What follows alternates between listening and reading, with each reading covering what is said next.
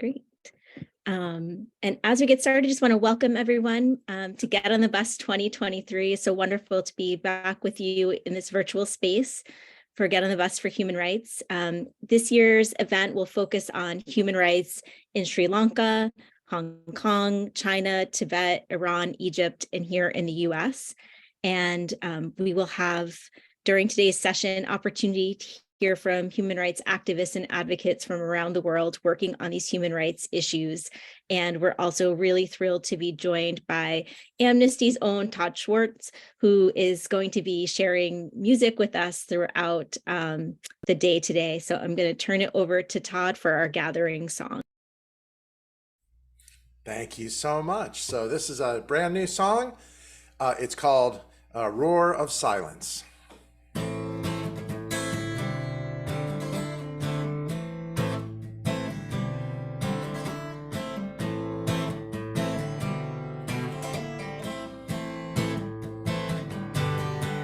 Of course, sometimes it's an act of consent,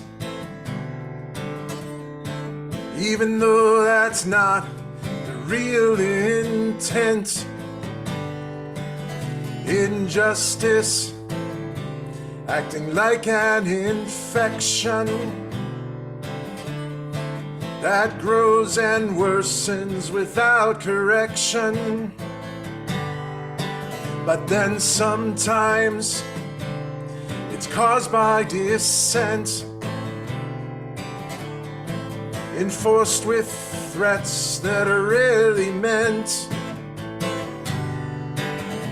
to terrorize, break and foster fear, and make it impossible to hear. The roar of silence, it's like a road sign. It's a warning light ahead that's flashing darkness. The roar of silence, a path to violence. What do you hear and what's it telling you? Now this time is a time of action, make ourselves be heard amidst distraction. Above the roar of silence, it's like a road sign. It's a warning light ahead that's flashing darkness. The roar of silence, a path to violence. What do you hear and what's it telling you?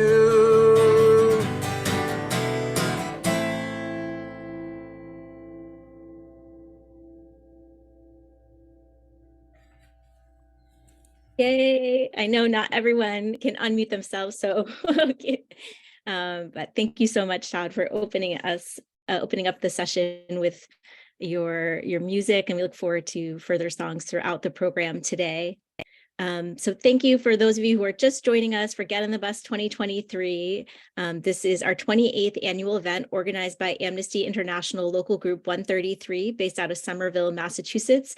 And we couldn't do it without the support and participation of Amnesty activists from across the US and around the world. And so we're grateful for your collaboration and participation here today.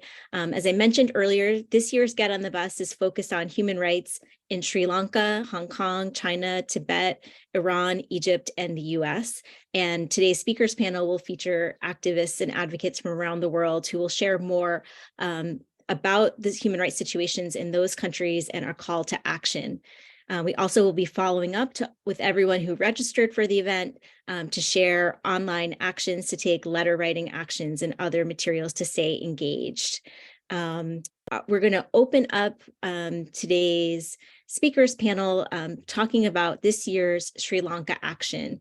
Those of you who've participated in Get on the Bus before, that we've had a long for many years have focused on human rights in Sri Lanka, and this year is no different.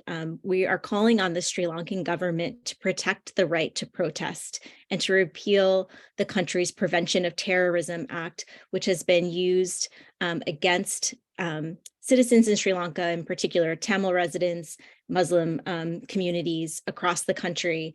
And we are really honored to be joined by Leela Devi Anantharanja, who is with us today and also shared a video with some remarks. Leela Devi Anantharanja, it was an assistant labor commissioner in the government of Sri Lanka before she retired in 2013. She's also a mother of someone who has been disappeared by the Sri Lankan government and has been a leader in with the organization Tamil Mothers of the Disappeared, and working with the group the Association for Relatives of Enforced Disappearances in the North and East, where she currently serves as the secretary. And we are grateful for her participation today. We're going to first show the video of her remarks and then turn it over for some live comments. So hopefully our technology will be with us today.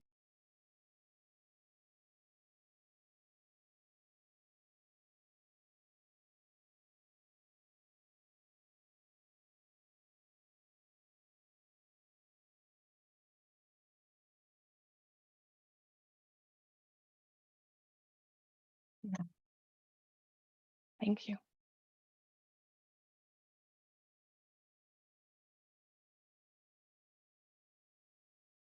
Oops, thanks folks, just a minute, I'll restart it.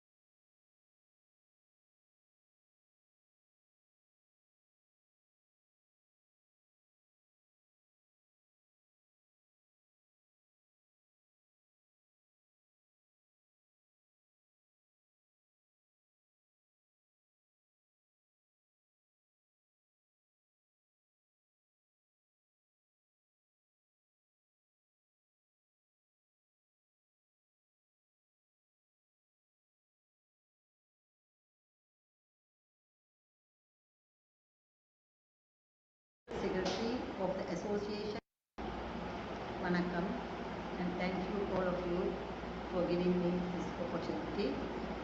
I am Mrs. Leela Devi Anandaraja, the General Secretary of the Association for the Relatives of the Enforced Disappearances from the North and East of Sri Lanka.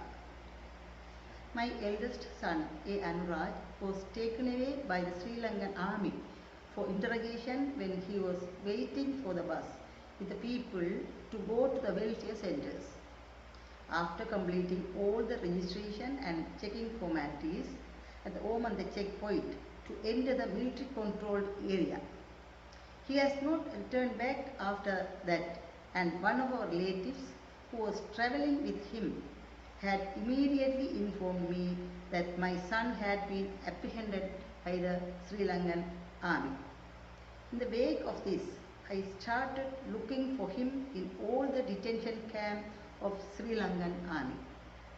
Not only my son, but also tens of thousands innocent Tamil youths, like my son, had been arrested and taken for questioning under the Prevention of Terrorism Act. The struggle for justice for our missing loved ones commenced on 20th February 2017 and continue for its 2,259 days. Many of the mothers handed over their loved ones to the Sri Lankan army at the end of the war. Believing the fake promises of the Sri Lankan government, many people had surrendered themselves in front of their parents and spouses. Some people were snatched from the hospitals where they were receiving treatments, and some others at the checkpost for interrogation. Subsequently, all of them have gone missing. Moreover, some were abducted in the military controlled area by and they were also forced to disappear subsequently. We held these protests and rallies in order to draw the attention of the international community and to make the international community to understand that there will be no justice to the Tamil people from the Sri Lanka government. We held talks with then President Mr. Maithripala Sirisena twice. He promised that he will sort out our problem, but he failed to do so. As the then President of Sri Lanka, Mr. Maithripala Sirisena, ignored our demand, we told him to his face that we will not find justice from the Sri Lankan government and we will seek justice from the international community. Accordingly, until today, we are seeking justice from the international community. The racist Sri Lankan government enforced one justice for Tamils and another one justice for Sinhalese. Murderer Lieutenant Sunil Ratnayaka, who was convicted and sentenced to death in a murder case, where 8 people, including small children, were hacked to death in Mirsivil. This was happened because of the correct identification and evidence by a person who escaped from this brutality. But then President Gotabaya Rajapakse came to power. He was given general amnesty and released. This action will give the rest of the army the confidence that even if they kill Tamils, they will be safeguarded anyway by the Sri Lankan government. This is just one example. Many similar cases can be cited. In Mullaitiru, when the Sinhala Buddhist priest tried to demolish an ancient Hindu temple and to put up a Buddha statue with help of army, Tamil people resorted to court. The court ordered that no construction work should be carried by anyone. But surrounded by the government forces, more than 100 Buddhist monks and Sinhala civilians were brought from the south in vehicles and construction of the Buddhist temple was carried out illegally. No other example is needed that court order is only for Tamils and not for Sinhalese. Similarly, the Buddhization of the Tamil region is happening rapidly every day. Suggestions were collected from the Tamil people to form an office for the missing persons that was supposedly created for the war victims. These suggestions were compiled as resolutions and handed over to the government by the consultation task force duly set up by the Sri Lankan government. But none of these suggestions were not incorporated when OMB is formed in a dictatorial manner. We expressed our displeasure and objection to the President and who were in charge for this task. Not only that, we also had informed the ambassadors and the media. Despite this, the OMB Act was passed in the Parliament in a dictatorial manner, without the participations of the victims, regardless of their objection. Subsequently, the Sri Lankan government had started to open the OMB offices gradually in various districts in the north and east, one after another. Due to our protest, OMB office in Jaffna was opened at 4:30 a.m. in the early morning, and in Kilnochi it was opened during the COVID curfew time. These OMB offices were not open to give us solution but to deceive the UN and the international community. In this regard, we have clearly explained to the UN and the international ambassadors, though many commissioners were established in the past.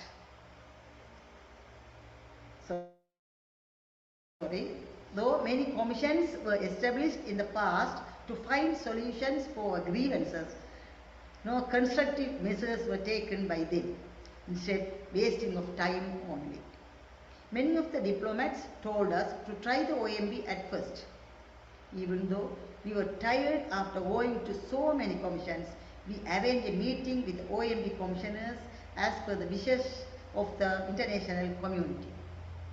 We had discussions with the commissioners, and at the end of the interview, we told the OMB commissioners that we will hand over them the details of the 5 missing persons with strong evidences, and the OMB should find the solution for at least one case within 3 months. And if they are successful in this task, we said we will trust OMB, and accordingly we handed over details of the 5 disappeared people. This inactive OMB had not been able to resolve any of the 5 details handed over to them on 20th July 2019. Hence, we decided to reject the OMB entirely. Not only that, we are not even ready to trust any of the internal mechanisms. Our target is to refer the Vayapulas and the Sri Lankan government to the International Criminal Court. This alone will make the Sinhala government to think twice before laying hand on the Tamils. Thousands of people, like my son, were arrested and taken for interrogation and forced to disappear because of the Prevention of Terrorism Act. Currently, due to people's protest, the Prevention of Terrorism Act, the PTA, has been removed due to the international prison. But all the arrangements have been made to bring a new act called Anti-Terrorism Act, this ATA, pretending to respect the international community, but it is more dangerous than previous one. If this act is implemented, we, the old mothers who are fighting in a democratic manner, will be in prison. The ATA will also suppress freedom of the media reporting the violations against Tamils by detaining and torturing journalists. Freedom of expression will completely be denied, even it is for our rights. We will be sent to the jail, saying that we are fighting against the government in future. The Tamils will not able to even dream about the fundamental rights. The families of the disappeared and myself are appealing to the international community for justice. And that means to young people like you who are listening to me, please write to your representatives in the US Congress to stop funding Sri Lanka's military and the police who oppress civilians. Ask your representative to write to the State Department of repeal the PTA and prevent the ATA becoming act. And finally, as young people, passionate about freedom, show your solidarity with us by going before the Sri Lanka Embassy in Washington and protesting Sri Lanka's violation of human rights. Please do for us. Thank you.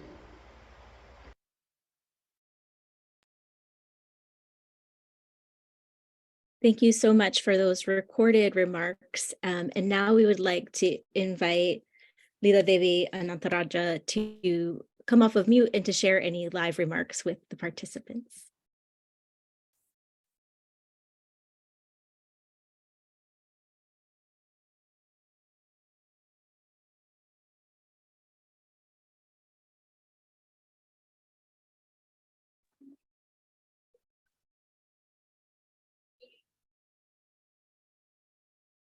Hello, good afternoon.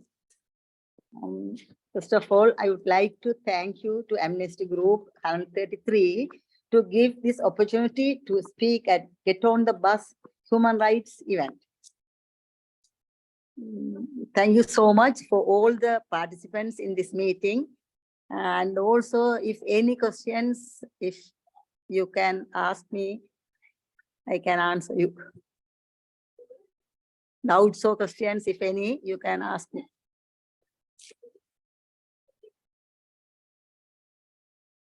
Can you hear me? Yes, we can hear you. Thank you. Yeah, so if there are any questions, you can stick them in the chat, and we will hopefully have some time at the very end for some live question and answer. But we're really grateful for you being here and being willing to answer questions and for sharing your story with us. Next, I would like to introduce Jean Wu. Jean is a China Fellow for Amnesty International, and Jean will introduce our Hong Kong action for today.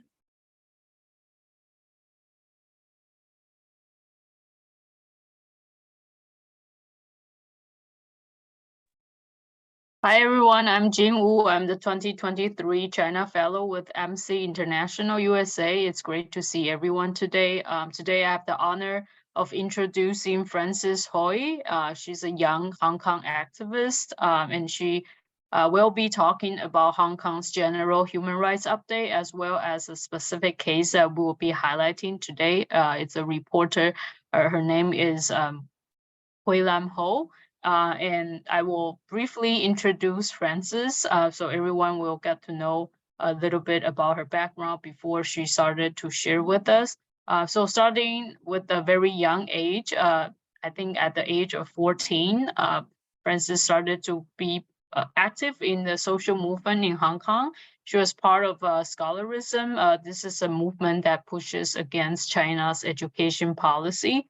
And she later also joined the umbrella movement, that's a pro-democracy movement, as well as the 2019 anti-extradition law movement. And she's been involved ever since. And she's now actually based in Washington, D.C. She continues her advocacy for Hong Kong. She is actually right now the policy and advocacy coordinator with an organization called the Committee for Freedom in Hong Kong Foundation. She also has her own organization called We the Hong Kongers. It's dedicated to promoting and strengthening the culture and identity of Hong Kongers abroad. So without further ado, let us welcome Frances. Thank you for coming today. Frances, to you. Hello, everyone. Thanks, Jean, for introducing me. My name is Frances. I'm currently the Policy and Advocacy Coordinator for the Committee for Freedom in Hong Kong Foundation. I just want to start off by saying thank you very much for having me. Thanks, Amnesty 133, for inviting me.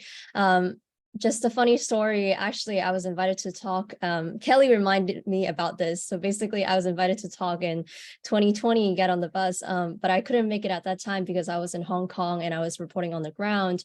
I wasn't sure what happened actually, but I was reporting and it was really chaotic at that time and I couldn't find some other colleagues to take my place. So I couldn't make it at that time. So I'm just very happy, 3 years later, I can be back to speak here, have the opportunity to share with you more updates on Hong Kong. Even though now I'm not in Hong Kong anymore, I would also want to share with you the story of Gwyneth Ho, which is a journalist activist who is currently imprisoned in Hong Kong for her democratic involvement.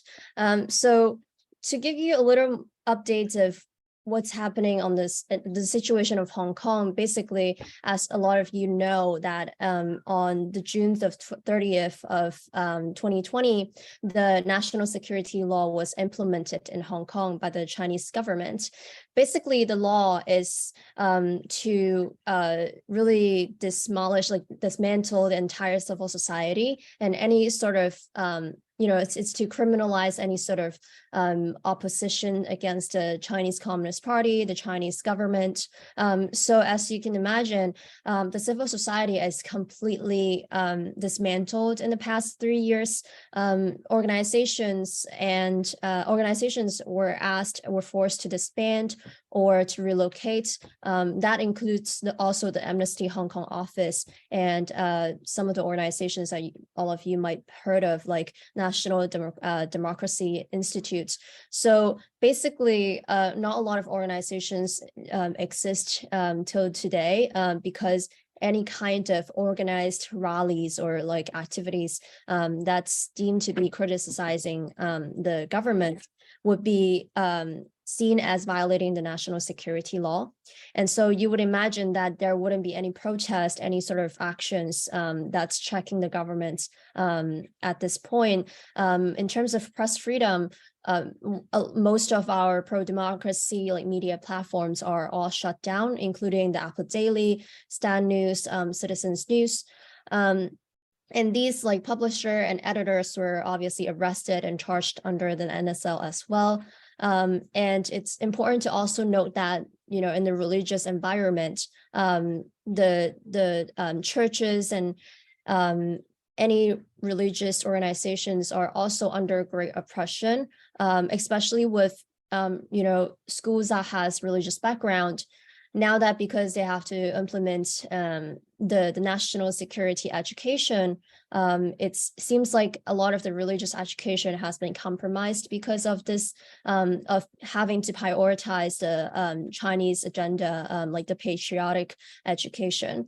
So this is just a broad nutshell of the situation in Hong Kong. And obviously, as a lot of you know, that many activists, most of the most prominent activists in the city were basically all arrested and imprisoned till this day. And one of them is actually, it's what I have told you about is Gwyneth Ho.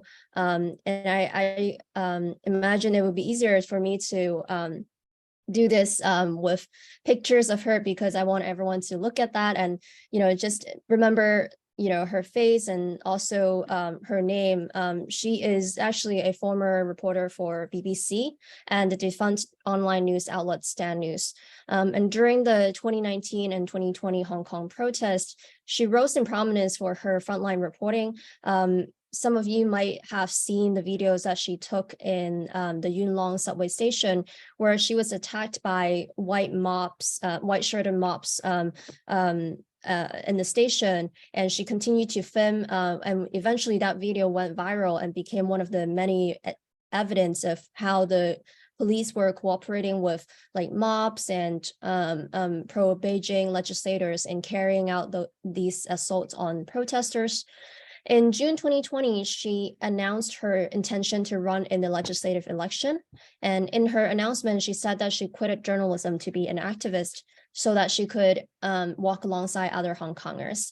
And at the end, at the Democratic primaries, she got 26,000 votes, which makes her the top among the other candidates in the district.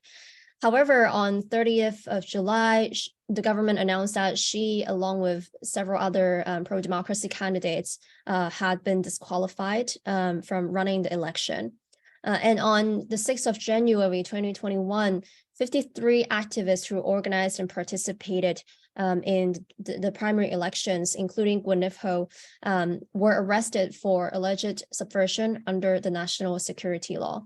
They were all released on bail the day after, but in late February, 47 of them were called by the police station and to ask them to report to the station early. So that's when we know that they are officially charged under the NSL. Although a few of them were released on bail, but Gwyneth and most of the other have been imprisoned since then. So today it's actually already like the 788 days of her being imprisoned behind bars. She was also found guilty on 9th of December in 2021 of inciting and taking part in the Tiananmen Square massacre vigil in 2020.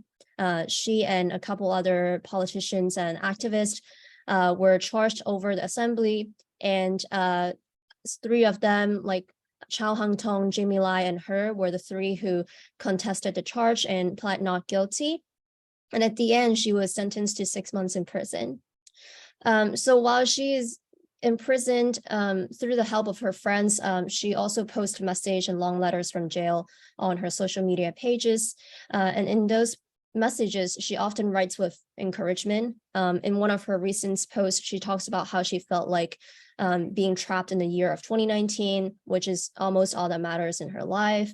And she said she basically transformed in 2019 because she saw how courageous Hong Kongers could be, making her also want to try to be courageous as they were. And so she also tell people that she decided not to plead guilty because this is like a promise to herself that no matter how impossible it gets, she believes that there must be a way out.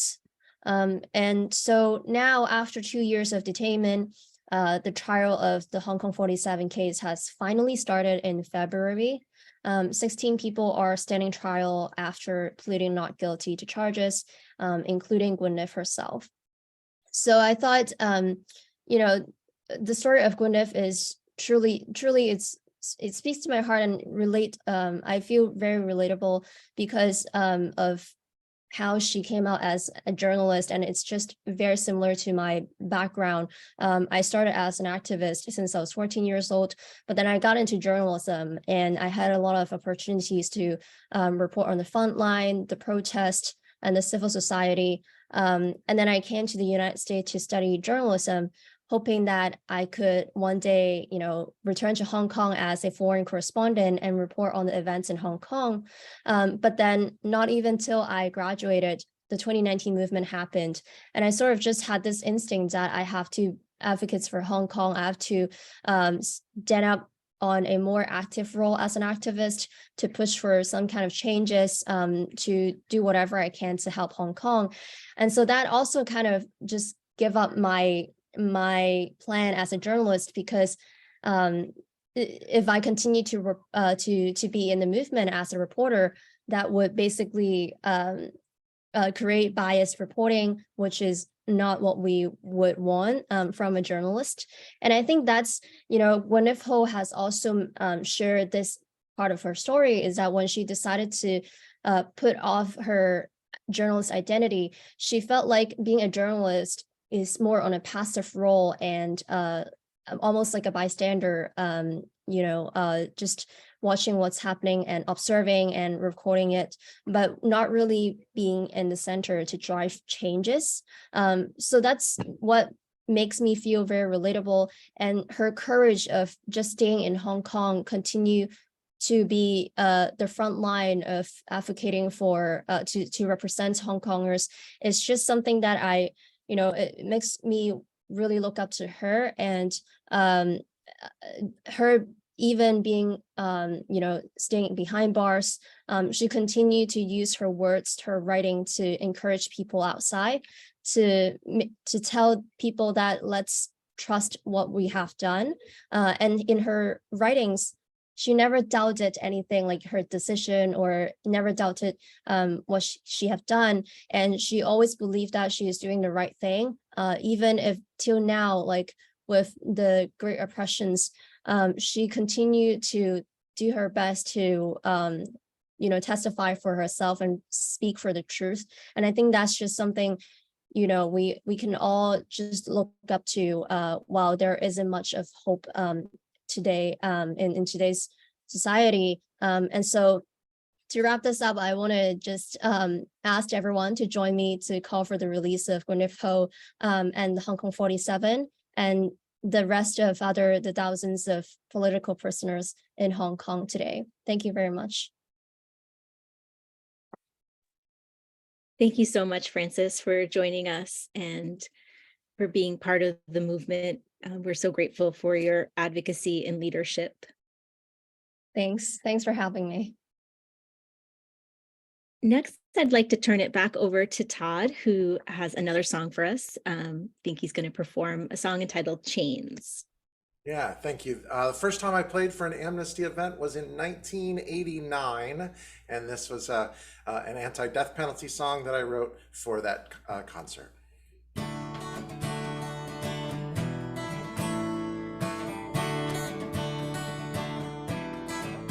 Well, I got these chains wrapped around my heart, and I got these chains wrapped around my feet,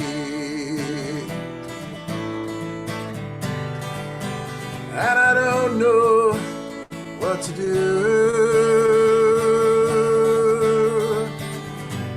Cannot imagine me without you.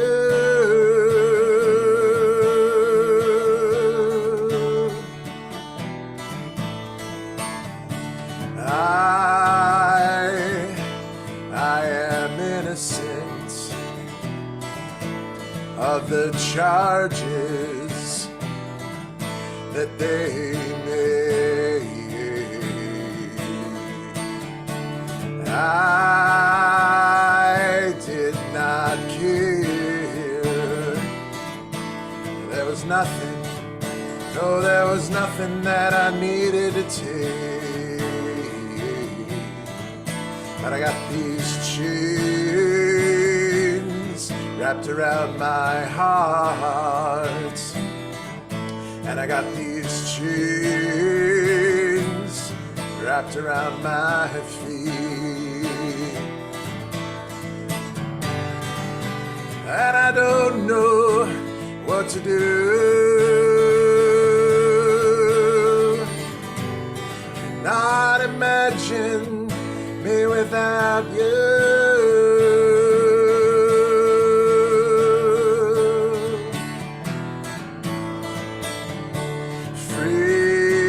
Freedom has been taken away.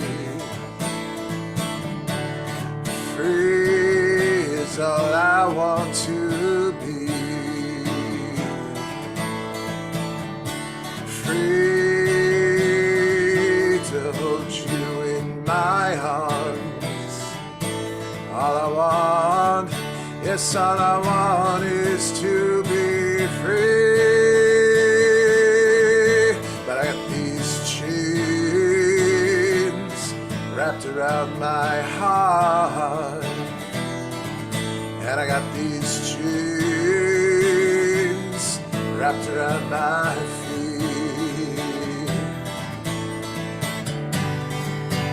And I don't know what to do. Cannot imagine me without you.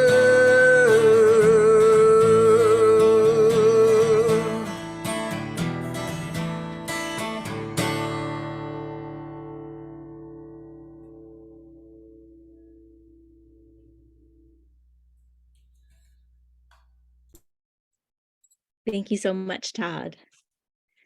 Next, we'd like to talk about this year's China-Tibet action for Get on the Bus. Each year at Get on the Bus, since the second year of Get on the Bus, we've had actions focused on human rights in Tibet. And this year, we'd like to continue that tradition, talking about calling on the Chinese government to release all political prisoners, all prisoners of conscience in Tibet, including Tibetan monk Rinchen Tsultrim, who was charged with inciting secession and has been held incommunicado, calling for the release of Tibetan environmental activist A-Nya Sengdra. And to learn more about the situation in Tibet, we are honored to be joined today by Tenzin Minlei. Tenzin is the grassroots coordinator for Students for a Free Tibet, and I will turn it over to Min.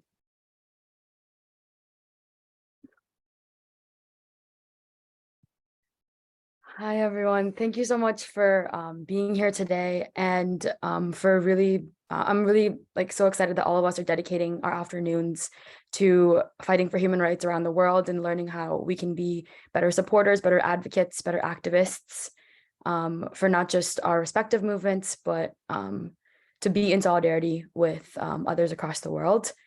And I just wanted to share a quick, fun little fact, which is that I was actually the president of an Amnesty International chapter at my high school many, many moons ago. So this is actually so exciting, and it's really great to be back in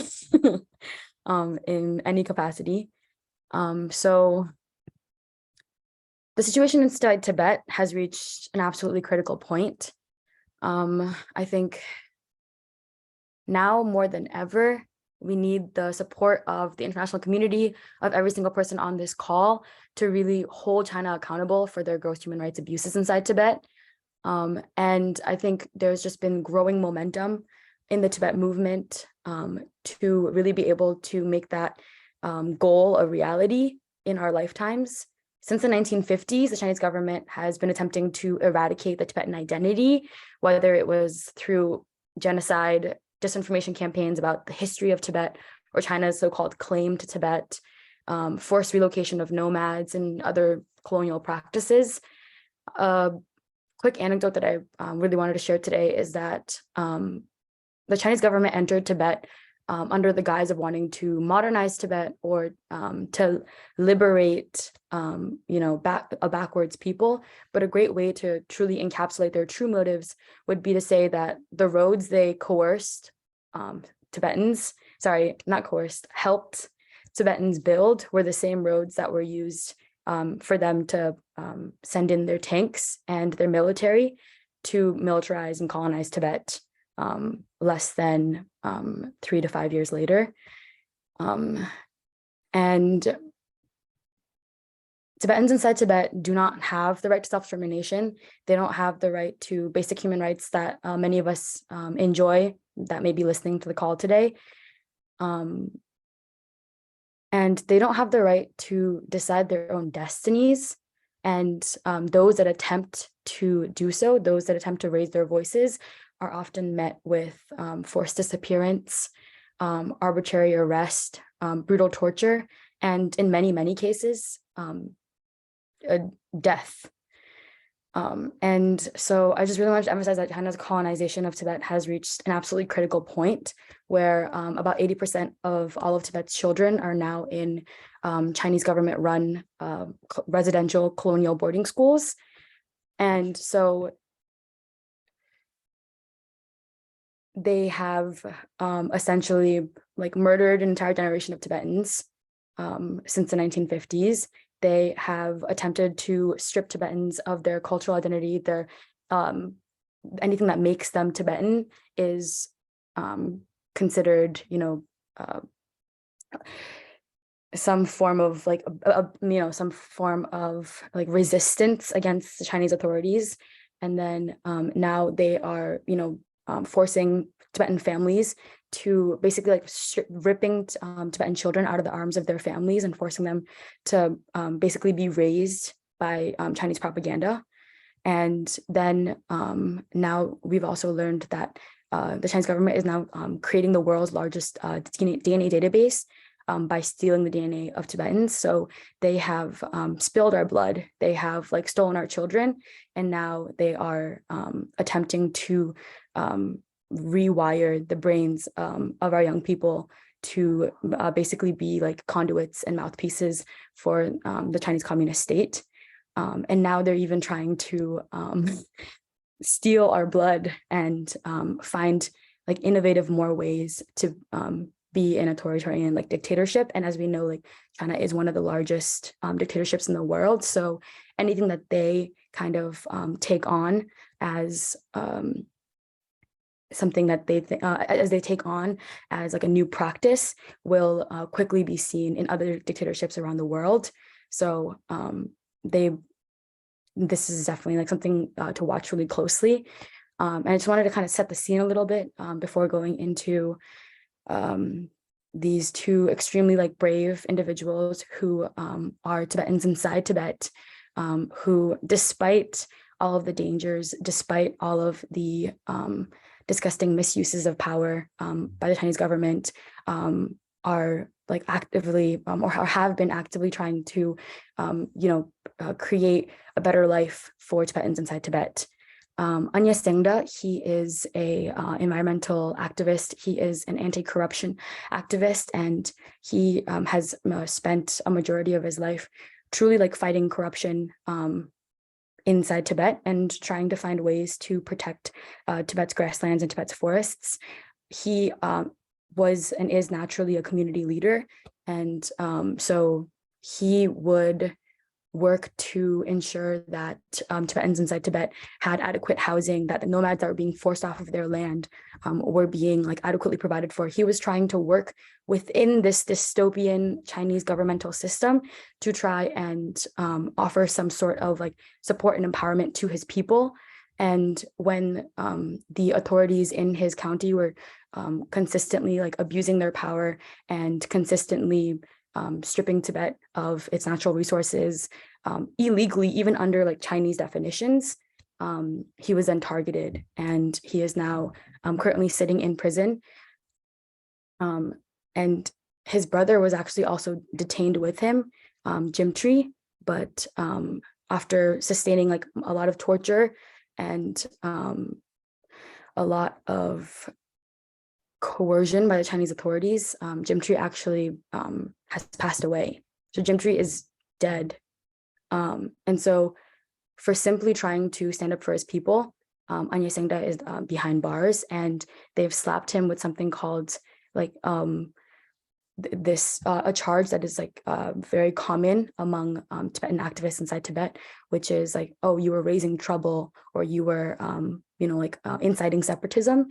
And that's something that they use on basically like anyone that they deem as a threat to their like authority. And so it's really frustrating because I've spoken about A-Nya Sengdra a lot, and we as SFT, as an organization, Students for Free Tibet, and our chapters and members all over the world have spoken about A-Nya Sengdra at length, and his imprisonment and his unjust, the unjust situation of his sham trial. And the more we learn, and the more we try to advocate, it's really easy to feel helpless sometimes, to feel like, you know, he is behind bars, like he has done so much for Tibetans inside Tibet. Like, what can we do to uplift him? And in situations like this really is like, you know, if we learn more about A-Nya Sengdra, if like every single person in this call, there's about 68 participants today, if you tweeted his name, or you talked about him in your spaces, we would really be able to, find somebody who could affect change for A-Nya Sengdra in a situation. I think at large, the situation inside Tibet when it comes to environment is like atrocious. Tibet actually holds like the most fresh water outside the North and South Pole, and yet the Tibet is warming at a rate that's 2 to 3 times like greater than the rest of the world. And that's really something that we need to focus on. If you are someone who deeply cares about the environment, Tibet is really a place to watch. And unfortunately, because the political situation inside Tibet, Tibetan environmental activists and the environmental situation in Tibet does not get looked at as fairly as it should. So if you are someone who's really dedicated and interested in environmental causes across the world, Tibet is definitely something to look into. Not just for China's strange practices where they're actually building, attempting to build the world's largest hydro dam that's going to disrupt not only the landscape of Tibet, but also many of the downstream nations that rely on Tibet for its water. And so yeah, there's just so much that I want to share with everyone here today about the situation inside Tibet, but I'm really going to try to hold myself back, and because I want to make sure that I don't hold y'all for too long. And also, there's so much wonderful information on the Students for Free Tibet website, or on the freetibet.org website, or on the International Campaign for Tibet website, on the situation inside Tibet. And there are so many ways to get involved in the Tibet movement. But I also wanted to make sure that I touched on Rinchen Tsultrim a little bit and spoke about his case, because Rinchen Tsultrim is a badass, through and through. He, has been a staunch kind of opposition, like a voice that has kind of really challenged Chinese authorities inside Tibet. And he has called a spade when he sees practices that are being implemented that are deeply dangerous for the or contributing to the degradation of the Tibetan identity or the Tibetan way of life inside Tibet. He's speaking up for it. He's also extremely passionate about religious freedom inside Tibet. He is a Tibetan monk. And he was also most recent, and he was also a leader in his community. He would use WeChat to update people about things that were happening, about situations that people should mobilize on inside Tibet. And he, again, on a very similar charge to A-Nya Sengdra, but for a completely different quote unquote crime, he was also charged with inciting secession, inciting separatism, and again, A-Nya Sengdra and Rinchen Tsultrim, something they both have in common, not just a love for Tibet and the Tibetan people, but also that they were seen as threats to China's legitimacy and to like Chinese authorities, when in reality, all Rinchen Tsultrim was really trying to do is for peacefully exercising their right to freedom of expression. A-Nya Sengdra and Rinchen Tsultrim have both been denied like access to see their families. They were both disappeared. And so what that means is oftentimes like the Chinese government may like abduct you in the dead of night, and no one in your life knows like where you've gone. You're just missing.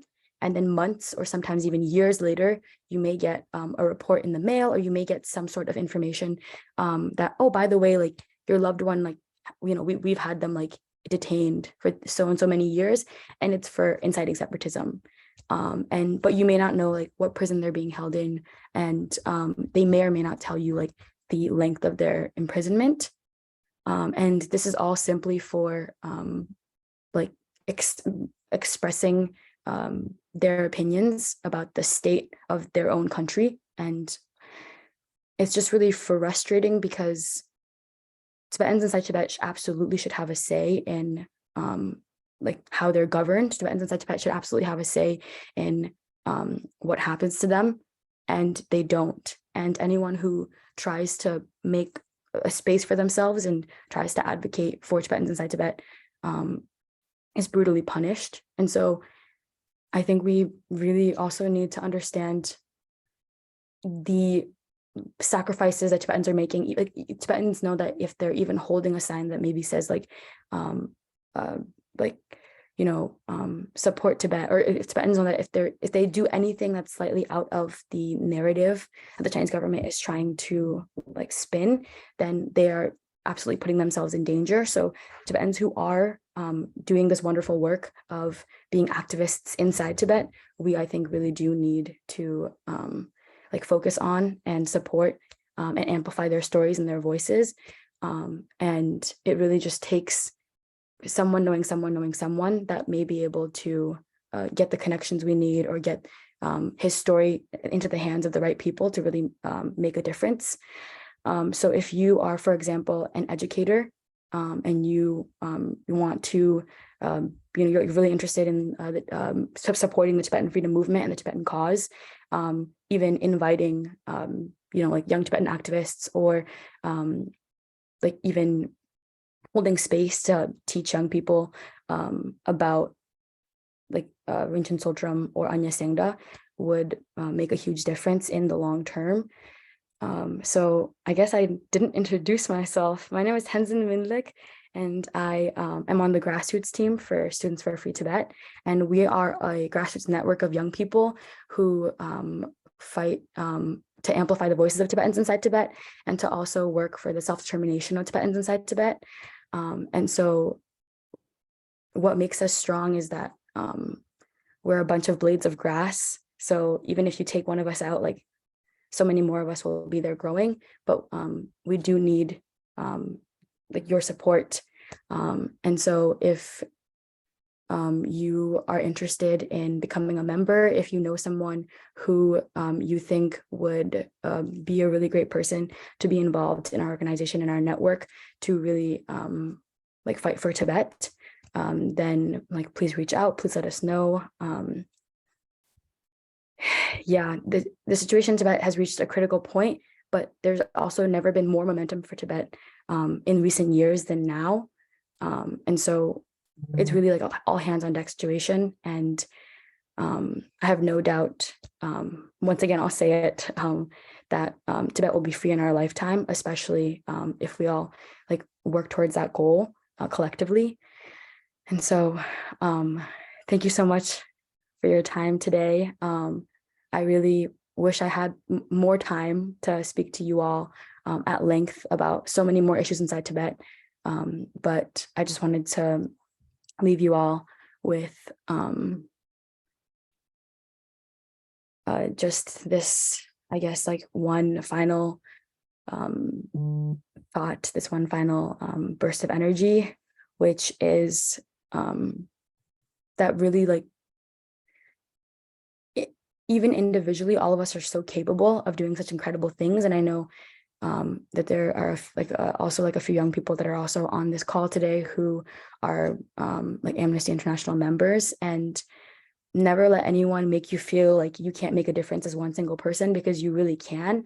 And never make anyone make you feel lesser than for your passion or for your dedication to human rights. And that's very corny, but I just really wanted to say that and really wanted to emphasize that. And please get involved with the Tibet movement in any way that you can.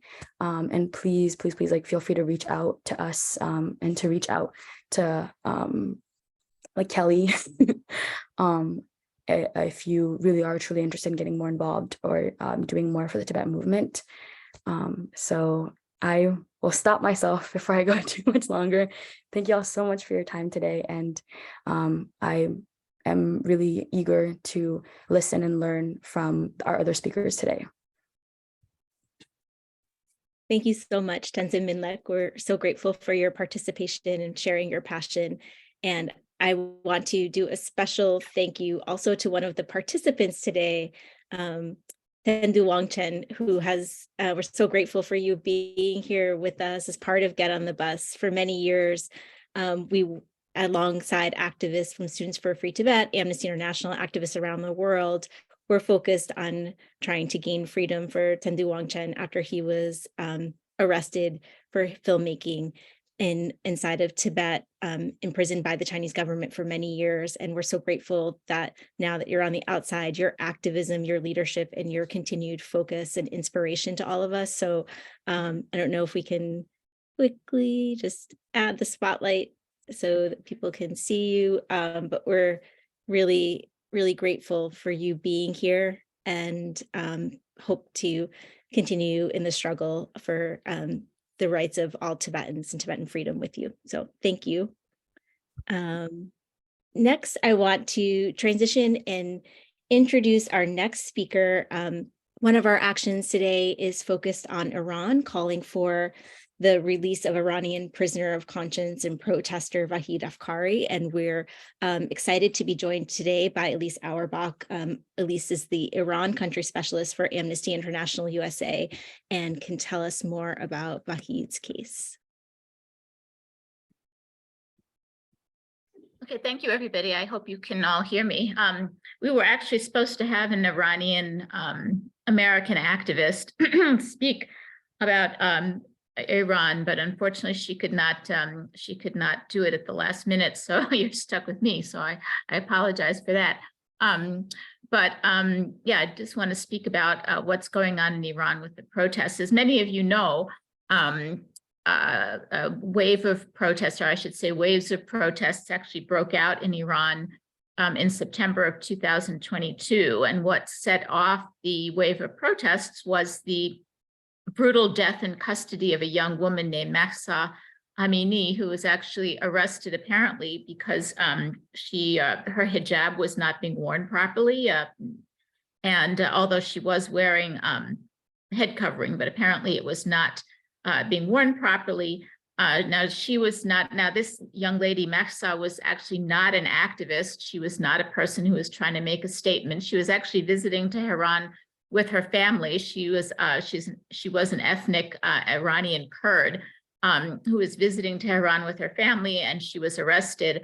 And it really kind of struck a chord with Iranian people because she was very much sort of an every person. The so-called morality police, patrol the streets of Tehran and other cities in Iran.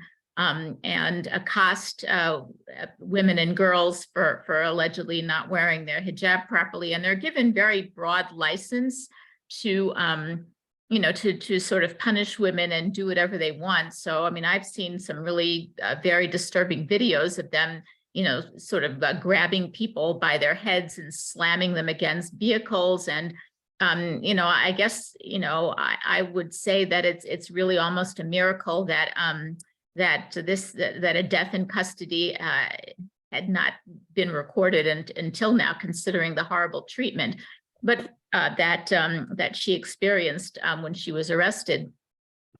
But it really struck a chord with people, again, because Mahsa was not making a statement, so people really felt like this could have happened to them. This could have happened to their sisters. This could have happened to their daughters. Something like that could have happened to anybody, because the morality police are so have been given so much license to just do whatever they want to enforce what they consider to be their ideas about propriety in public. So the protests broke out.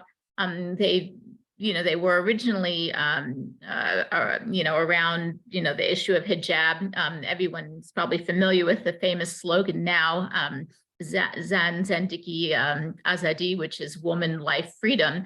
It very quickly sort of became, protests about the general, all sorts of issues. People in Iran are, the hijab is one issue, but it's a very symbolic issue because for a lot of people, it's very representative or symbolic of the way the government wants to control every aspect of their lives. It wants to control what people read. It wants to control what people, what music and what films people can listen to and watch. It wants to control what people think. It wants to control people's social media activity.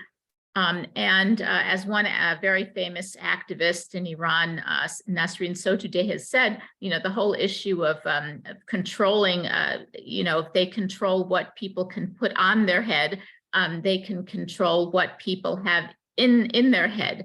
And so I think, for the government and for the protesters, the whole issue of hijab is very fraught because it's just a very symbolic metaphor for the government's attempt to control every aspect of Iranians' lives, and people are basically sick of that. Now, interestingly enough, Amnesty devised its current Protect the Protest campaign before the most recent round of protests. The Protect the Protest campaign was devised earlier than September of 2022. But the reaction of the Iranian government to the most recent protests obviously is not something unusual. It's actually, they sort of go back to the same playbook as they've always gone back. There have been many waves of protests in Iran going back many years, and the Iranian government always responds in the same way. They always claim that outside entities like the CIA, the Israeli Mossad, the British Secret Service, they're always the ones, Baha'is are always the ones who are instigating the protests. They don't recognize that these are that the Iranian people themselves have decided sort of spontaneously to engage in these protests for valid reasons, for legitimate reasons. They'll always blame outsiders. And the response to these current protests has been especially brutal. For one thing, a large number of people have actually been killed, including an alarming number of very young people, because a lot of the protesters have actually been high school students and young people and teenagers who've gone out in the streets. And the security forces have dealt with the protests with brute force, and it had been the force used has been especially brutal in some of the regions that are majority ethnic minorities, such as Kurdistan in the northwest and Baluchistan in the southeast. Certainly many hundreds of people have been killed. We're not sure of the numbers. In addition to the people who've been killed, a large number of people have suffered very serious injuries, and Iran Wire has actually reported on just a heartbreaking number of people who've actually suffered blindness in either one eye or both eyes because they've been shot with rubber bullets or with all kinds of other devices that are not appropriate for crowd control, especially against peaceful protesters. And then CNN actually had a series on, had some very disturbing reports about a large number of both young men and women and actually minors as well, who had been sexually assaulted by the authorities in custody. So this is extremely disturbing. Now, so obviously Amnesty International has been very involved with protesting against the abuses involved, the abuses of the Iranian authorities. And one victory was in November. So the Amnesty International spearheaded the movement to get the UN Human Rights Council to actually appoint an independent body, an independent investigative and accountability body to address the violations that were being perpetrated during the most recent protests. And we joined with a number of other organizations in an open letter. We actually got over 1 million signatures from people from all over the world, both in Iran, actually, in the United States and elsewhere, calling for the UN to establish this independent body to investigate the abuses. And in November, it was actually Thanksgiving Day in November of 2022, the UN Human Rights Council in Geneva actually did vote to establish this body. So that is actually going on now. It's obviously going to be a difficult matter because the Iranian government will not allow independent investigators into the country. But fortunately, there's the possibility of interviewing a lot of people who've been impacted by the violations. So we are very hopeful that this investigative body will produce a report for the international community that the Iranian government simply cannot ignore. Now, the person that is actually the focus of our Protect the Protest campaign, hopefully I can share my screen.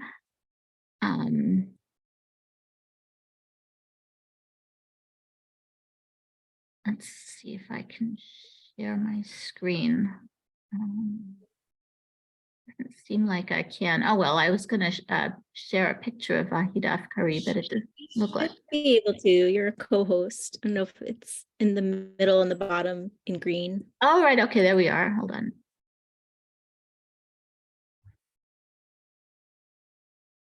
Okay, so anyway, I hope you all can see Vahid. So this is a picture of Vahid Afkari. So Vahid Afkari was actually arrested during a previous, in response to his involvement in a previous round of protests. He was arrested in 2018, actually. He and his two brothers were arrested, and they've been subjected to horrible mistreatment. His brother, Navid, was actually executed in 2020. He was executed in secret, even though in theory the Iranian authorities are supposed to notify the family of someone who's going to be executed beforehand so they have a chance to say goodbye. But Navid was executed in secret, and his family was only informed later. Vahid Afkari has been brutally tortured in custody. He's been held in solitary confinement. The Iranian authorities very often will torture people to coerce false confessions, and that's what happened in Vahid's case. He was sentenced to more than 33 years in prison for his involvement in peaceful protests in Iran. His family has been harassed because they've been advocating on his behalf. So we're really asking people to take action on his case. He was actually one of the cases in this past December's Right for Rights.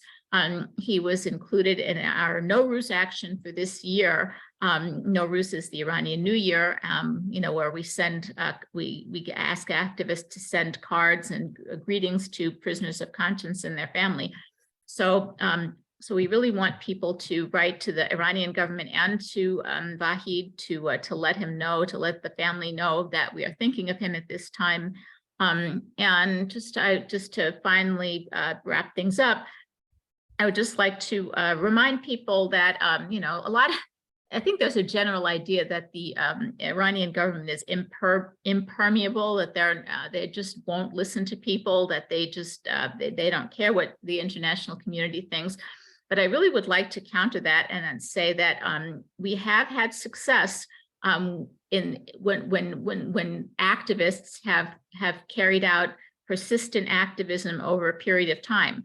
And I did actually notice among the participants is Mary Ellen, who was the coordinator of a group in Vermont, and they they were very persistent over a number of years sending letters every single month to the Iranian authorities about the case of a couple of women who had been arrested because they objected to mandatory hijab laws in Iran.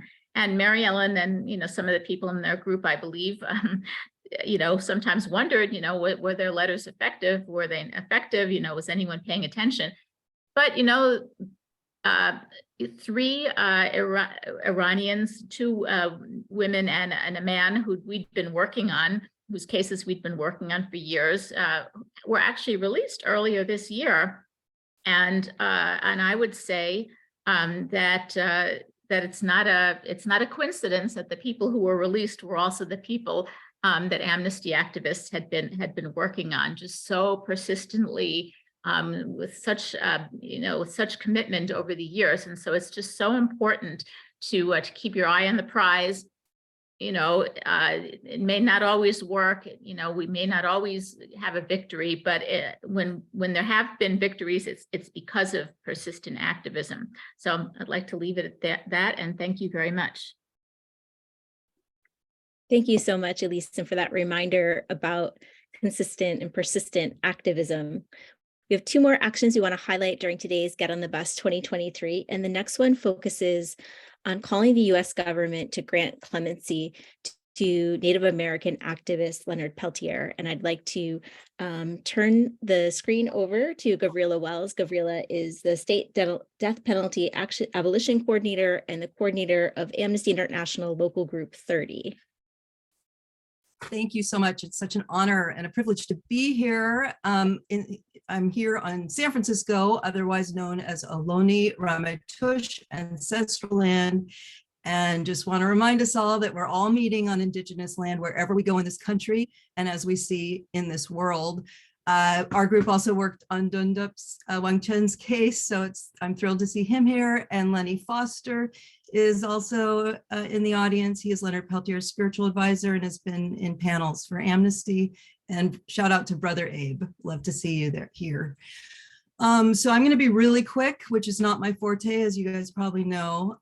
Leonard Peltier is an Anishinaabe Lakota elder and a civil right and a leader in the American Indian Movement, otherwise known as AIM, which is an indigenous civil rights organization that focuses on upholding Native American treaty rights in the US and also indigenous rights around the world.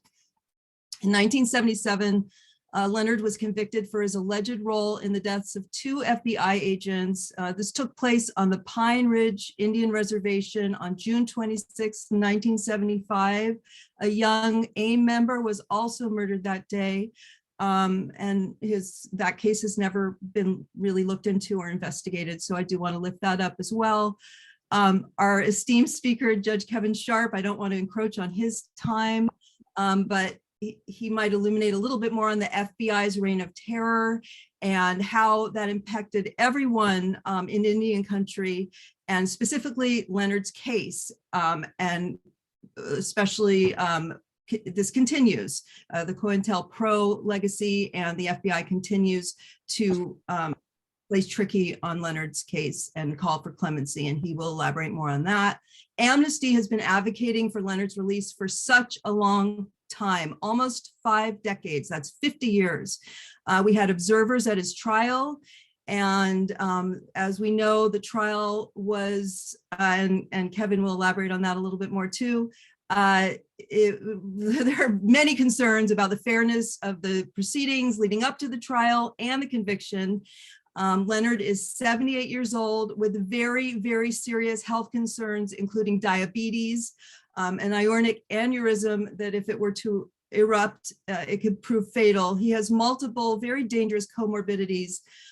And so we need to do whatever we can to help his release as soon as possible. So I am thrilled that Amnesty has has recently made Leonard Peltier a priority campaign. And I really look forward to working with all of you and with Leonard's lawyer and so many activists around the world to finally get Leonard Peltier released and safely back to his community and loved ones before it's too late. Judge Kevin Sharp is an amazing speaker, so I want to give him time. He is a former federal judge. He's been representing Leonard since 2019 and championing his petition for executive clemency. He is the co-vice chairman of Sanford Heisler Sharp and co-chairman of the firm's public interest litigation group. And prior to joining the firm, Judge Sharp was nominated to the federal bench by President Barack Obama. He was confirmed unanimously by the Senate and received his commission as a federal district court judge in 2011. He served on the U.S. District Court for the Middle District of Tennessee from 2011 to 2017, including service as the court's chief judge. In 2021, he helped secure executive clemency for a young man named Chris Young, who Judge Sharp was required to sentence to life in prison due to draconian mandatory minimum sentencing laws. And he worked very hard to get him clemency and achieved it, and stepped down from the bench. He is also an advisory board member to the Tennessee Innocence Project and the Nashville, Tennessee chapter of the American Constitution Society. And I am just so thrilled to know him and to be working alongside him on Leonard's case. And so Kevin, if you can please give us background, and also really just in succinctly, I know we're kind of running out of time and you have something you have to go to soon, but if you can just bring us up to date and why this is such a critical time in Leonard's case and the call for clemency. Thank you so much. Thank you. Thank you. That was quick. You jammed a lot of information in there. Thank you so much for having me here. As you know, Gravila talked about that when this happened, I was 12 years old when this happened. I did not know anything. I was a kid from Memphis, Tennessee. I didn't know a thing in the world about Pine Ridge Indian Reservation or anything that was happening in South Dakota.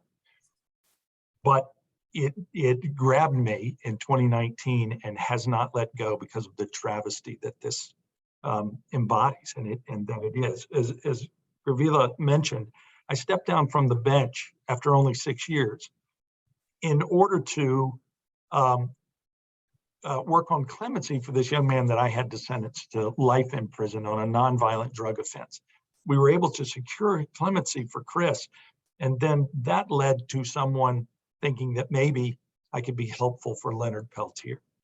And one day I got a file, a package in the mail, and I opened it up and I started going through it, and it was newspaper articles from the time period. It was court opinions from Leonard's case. It was the trial transcript from his case. It was paintings. Leonard had become an incredible artist on his 47 plus years in prison.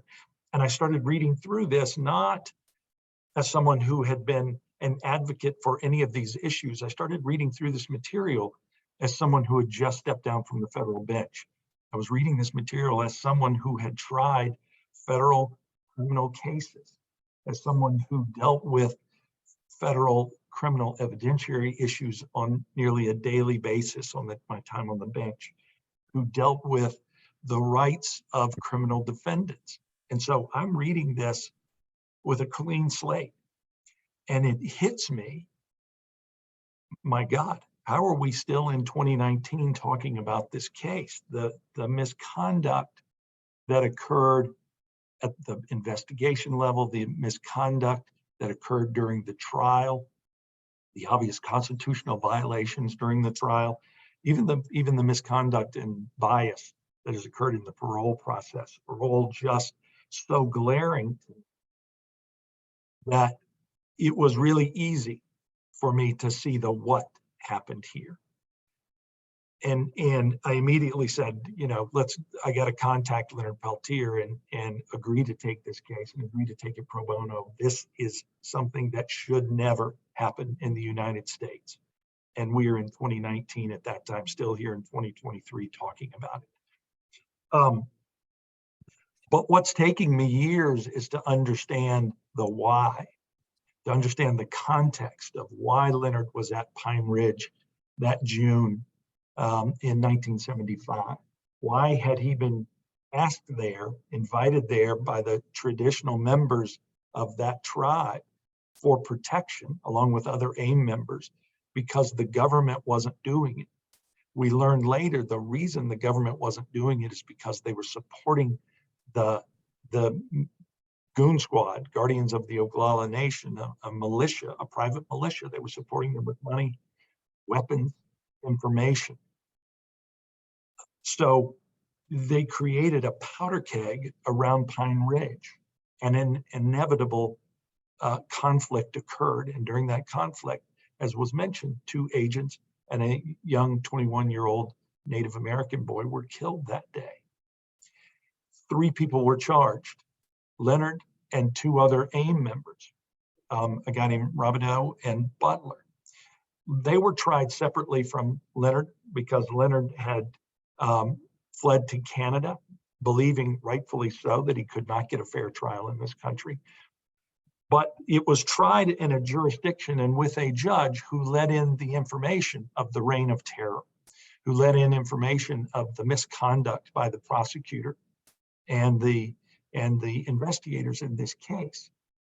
And once the full context of what was happening was presented to the jury acquitted these 2 men based on self-defense. They did not know who these agents were. They came up in unmarked cars and plain clothes in a powder keg, an environment where I believe 80 people had been murdered in the last 3 years. They were either AIM sympathizers, AIM members, or traditional Native Americans. And so once that information was there, the jury acquitted them. Now all the government had left was one witness or one defendant, and that was Leonard Peltier. And they were going to get him no matter what it took. Evidence was fabricated.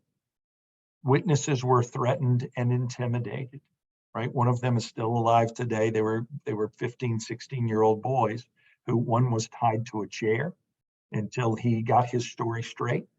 One was threatened with his life and with life in prison, and his mother's life was threatened if he did not cooperate.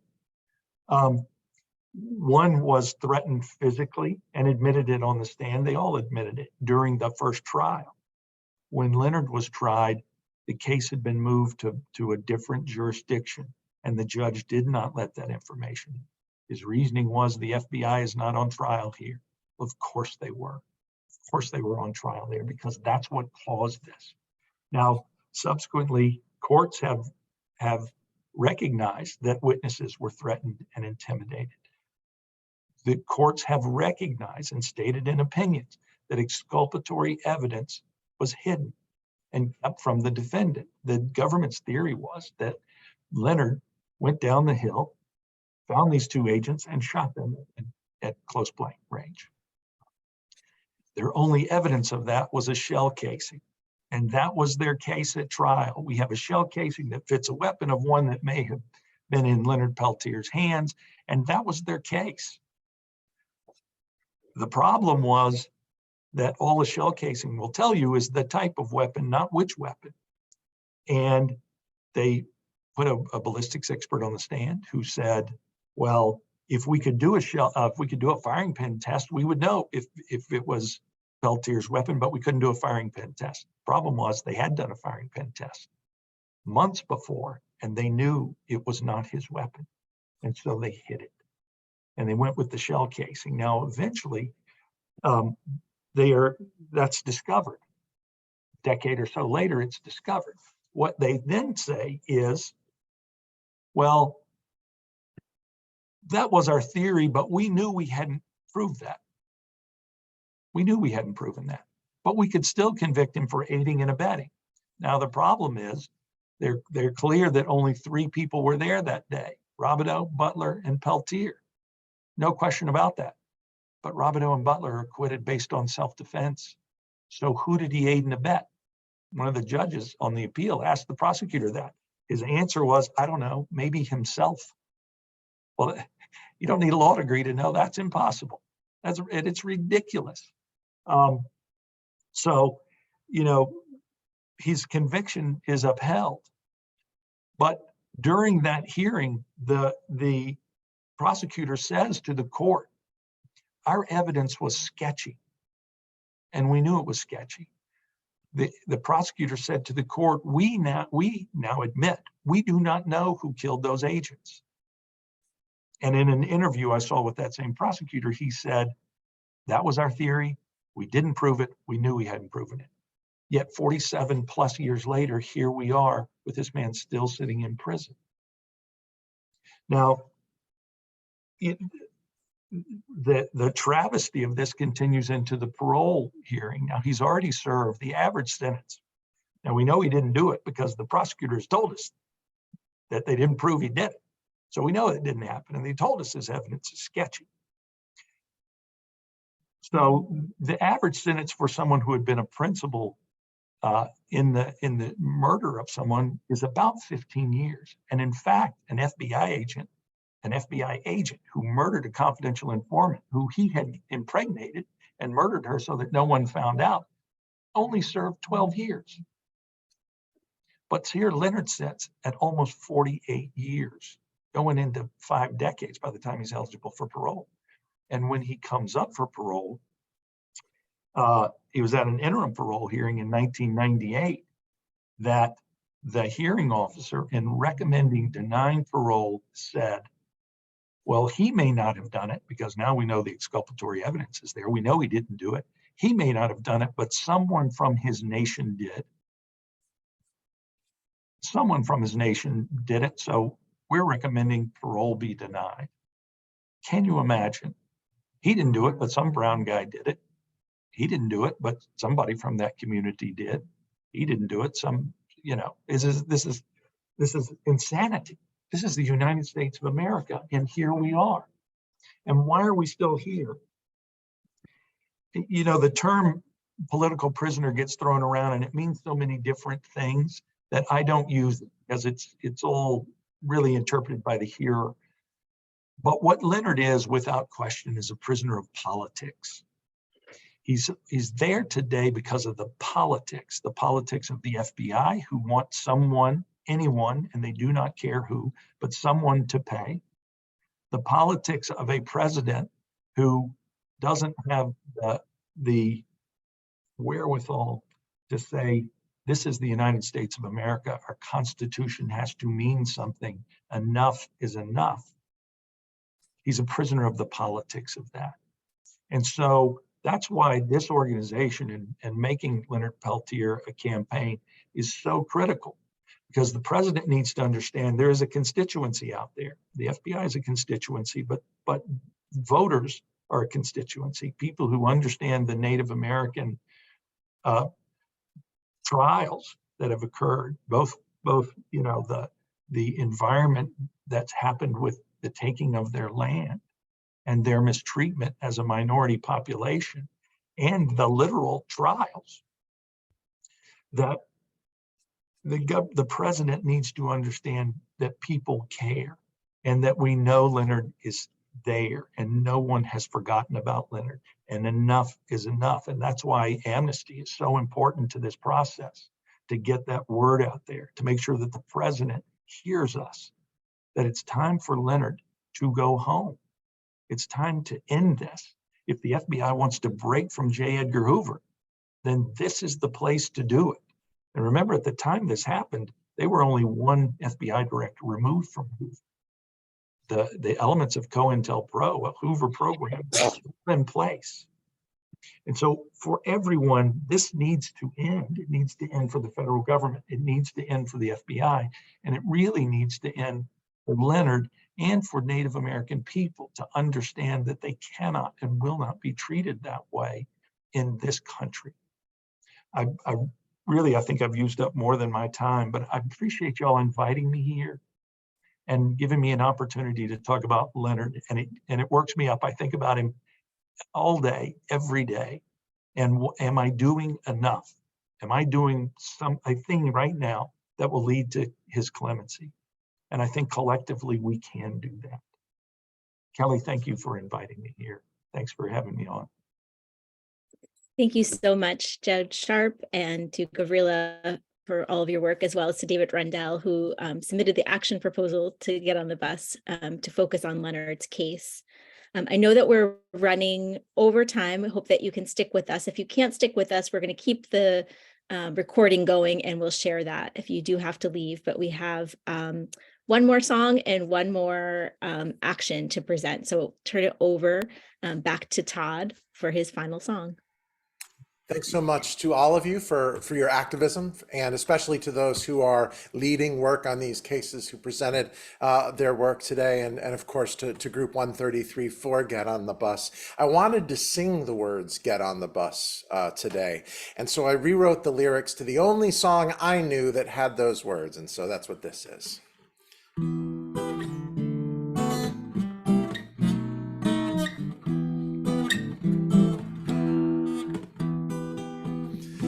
Problem is inside ourselves, it seems to me, taken away from others so unnaturally.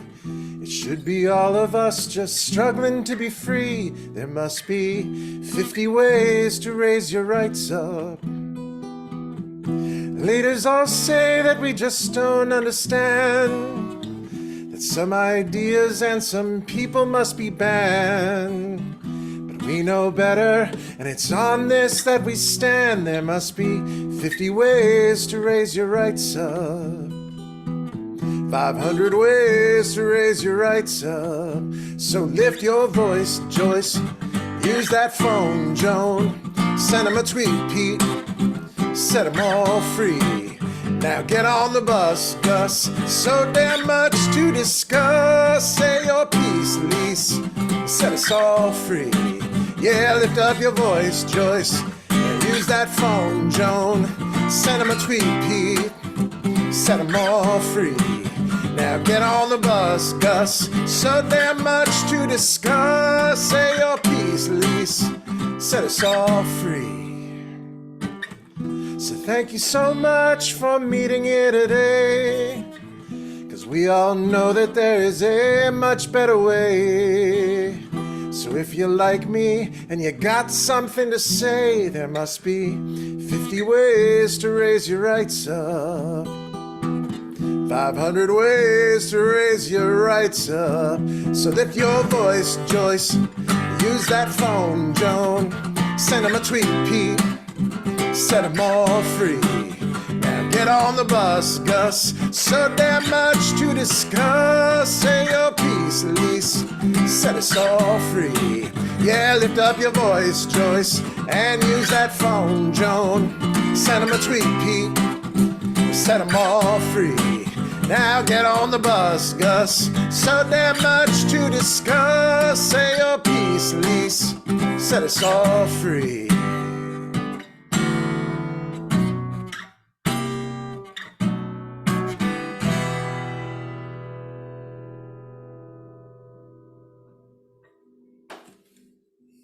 Yay. Thank you so much, Todd. Our final speaker for today is Ken Mears. Ken is one of the coordinators for this year's Egypt Action, along with Jeffrey Mock. This year, we're calling on the Egyptian government to release Egyptian British political activist and prisoner of conscience, Alaa Abdel Fattah. And I'll turn it over to Ken to talk some more about Alaa Abdel Fattah's case. Thank you. I guess everybody can hear me? Yep, okay. So I just have a few words before I'm going to share a video. First of all, I gratefully acknowledge my presence on the traditional and ancestral land of the Ramapo Munsee Lenape peoples, many of whom continue to live in my neighborhood. In addition, I honor and pay respect to the contributions, courage, and sacrifices of the Ramapo Munsee Lenape people and their ancestors.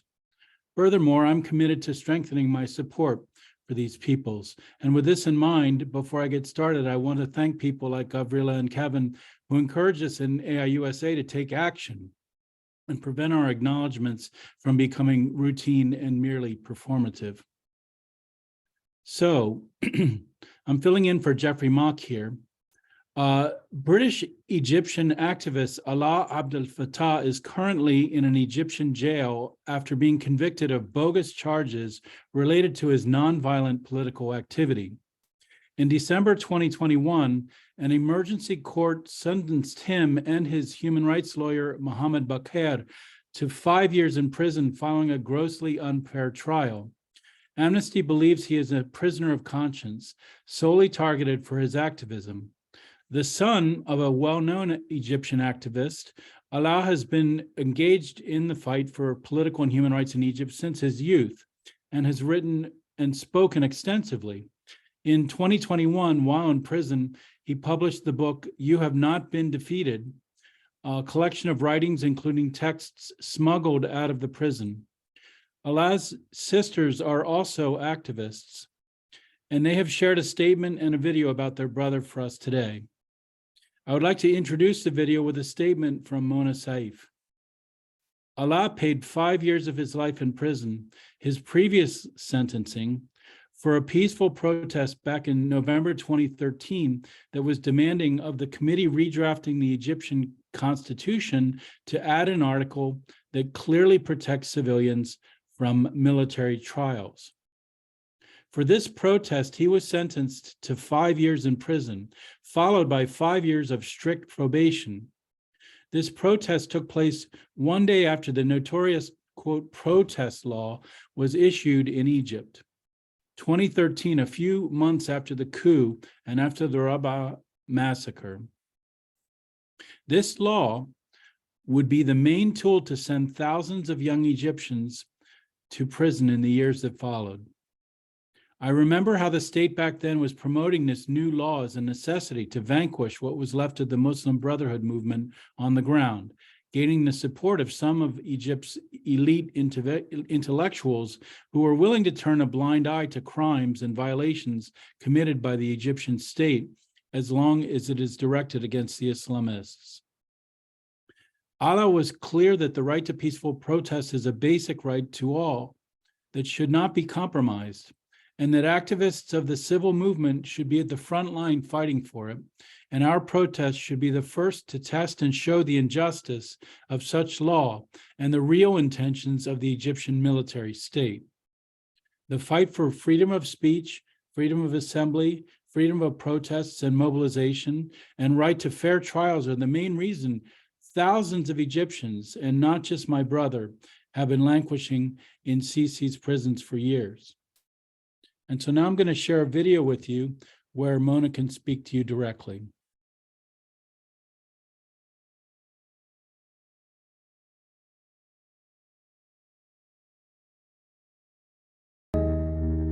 I'm a molecular biologist and I'm a cancer biologist, but this has to be put on hold.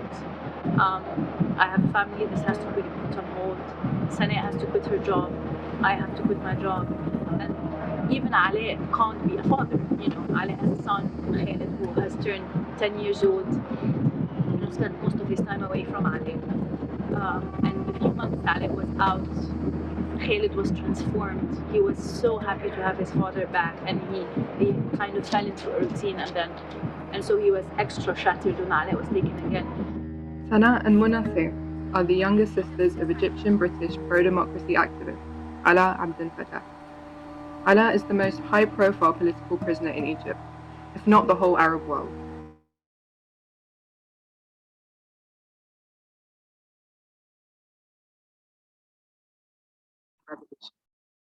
On April 2nd, Alaa launched a partial hunger strike from his Egyptian prison cell.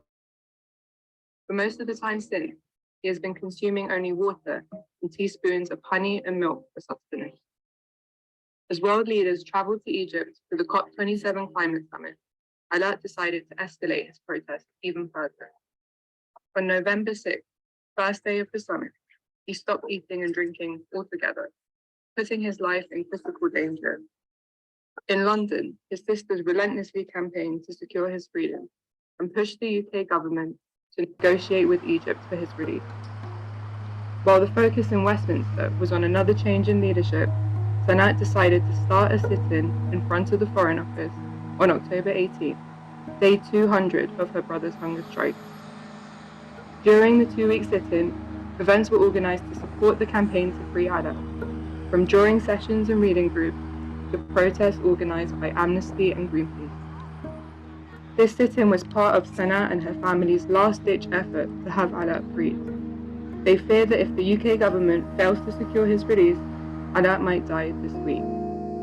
in an ideal world, I would hope that the delegation going would bring Alaa back with him on the same plane. And it's not very naive to think it's possible. I know it's possible. It has happened before. There is precedent. Like it happened with the French and with the Americans. They managed to get their citizens back who were also political prisoners in Egypt. And Britain has managed to do it with Iran, with Nazanin, and Egypt is an ally, unlike Iran, and so it should be easier if there was political will. If Alaa dies in prison, and this is not a far-fetched scenario, this can actually happen. While this is going to be, you know, a huge thing for us as a family, but also for the diplomatic relationships between Egypt and Britain, this is going to be a disaster. And as a precedent for all, you know, British citizens who are visiting Egypt, whether on jobs or on tourism or anything, this is going to be critically dangerous. Critics of the Egyptian regime say it is using COP27 to gloss over its human rights abuses, a tactic known as greenwashing.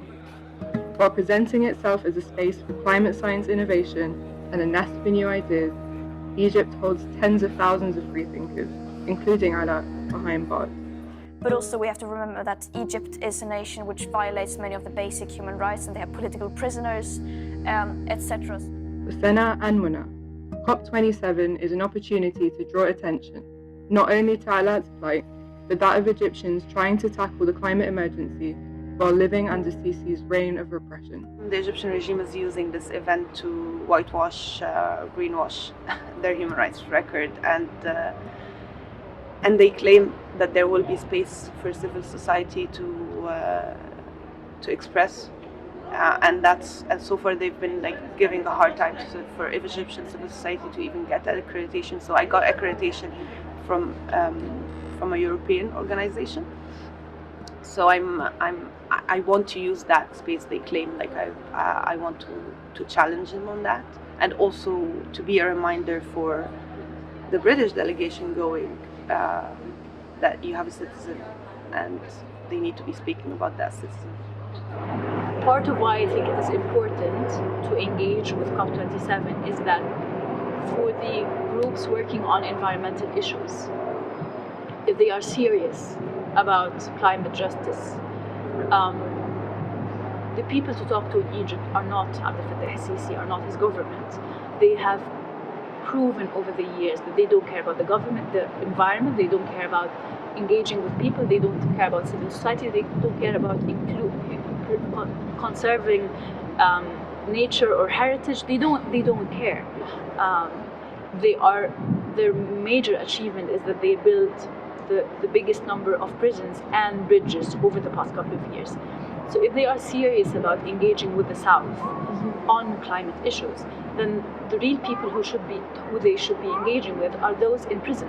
We have a lot of people, not just Alaa. So Alaa was interested in climate issues, but we have also a lot of people who have been working in economics and in climate issues. We have solar energy engineers in prison. Yeah. So these are the kind of people who would have made sense to have their input in COP27.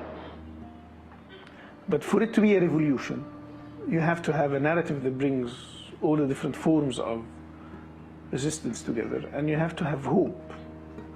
You know, you have to be, it has to be that people are mobilizing not out of desperation, but out of a clear sense that something other than this life of despair is possible. And that's right now a tough one. So that's why right now I talk about defeat. I talk about defeat because I cannot even express hope anymore, but hopefully that's temporary. So fortunately, Action last fall was able to help to keep Alaa alive, and his health has improved somewhat since that time.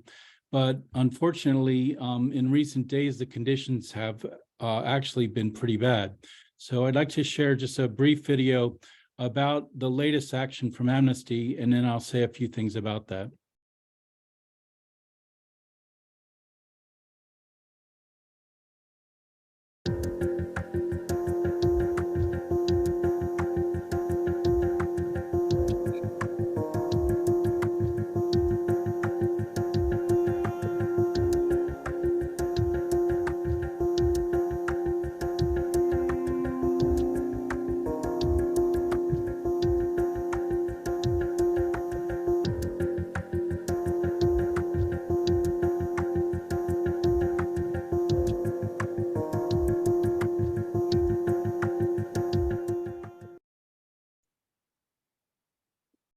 So I posted a tweet action that's related to that. And then I'm also posting information connecting to the direct action, the urgent action. And obviously there's things on the Get on the Bus website. The Egyptian authorities have subjected Egyptian British prominent activist Alaa Abdel Fattah and human rights defender and lawyer Mohammed Baker to a litany of human rights violations since their arrests on 29 September 2019, including arbitrary detention, unfair trial, torture, and other ill treatment, and periodic bans on family visits. In their latest attack on prisoners this month, authorities in Badr prison stripped, beat, and otherwise abused Mohammed Bakr on the 10th of April and subsequently placed him in solitary confinement. Authorities also arrested Naima Hisham, Mohammed Bakr's wife, on the 17th of April and took her to an undisclosed location after she reported on his assault in the prison. Authorities in Wadi al-Natrun prison, where Alaa Abdel Fattah is currently held, only allow family visits through a glass partition. For a year and a half, Alaa Abdel Fattah has thus been denied opportunities to see and communicate with his son, who is autistic and nonverbal. Since his transfer to this prison in May 2022, Alaa Abdel Fattah has been denied access to sunlight and fresh air. Authorities are also denying him access to his lawyers and access to consular visits from the British consulate, as well as phone calls to his family. During a family visit in February, Alaa Abdel Fattah expressed extreme frustration about the lack of consular visits by British authorities, despite his and his family's requests. He told his family that the lack of adequate involvement by British authorities might compel him to embark upon another hunger strike. So one last thing, in addition to taking action on this case and sharing it with your networks, I would also like to invite AIUSA local groups and student groups to work with and for Alaa Abdel Fattah and his family on long-term case file commitment. Please contact Jeffrey Mock for more information, and I'm going to post his email in the chat right now.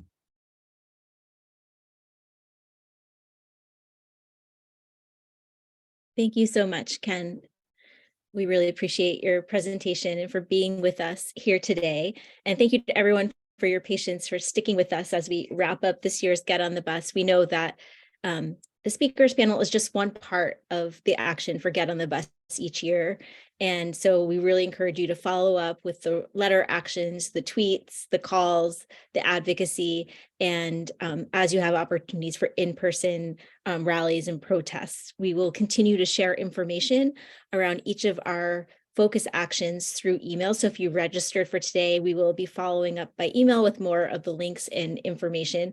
We know that there's some great conversation in the chat as well of related human rights issues that you're working on that you want to raise. So we encourage you to stay connected to Get on the Bus. For 2024, we have a process where we solicit action proposals from the community, from Amnesty activists and allied organizers. And so the actions that we're focused on today were ones that came up from the community. And so encourage you to be part of that process. Usually we kick it off in the fall to get ready for the spring event.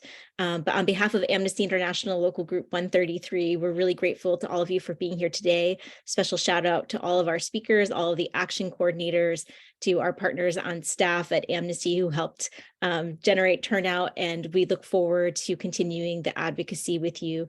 And we, as I said, will share the video, and we hope that you will share it more widely. We know that there's so much more work to be done on these and many other global human rights issues, and we're grateful to be in the struggle with you to do that work. So thank you so much. I hope to see you in 2024 in person back in New York, but if not, back here on Zoom. Take care. I'm sorry we didn't have time for questions and answers. Thanks again.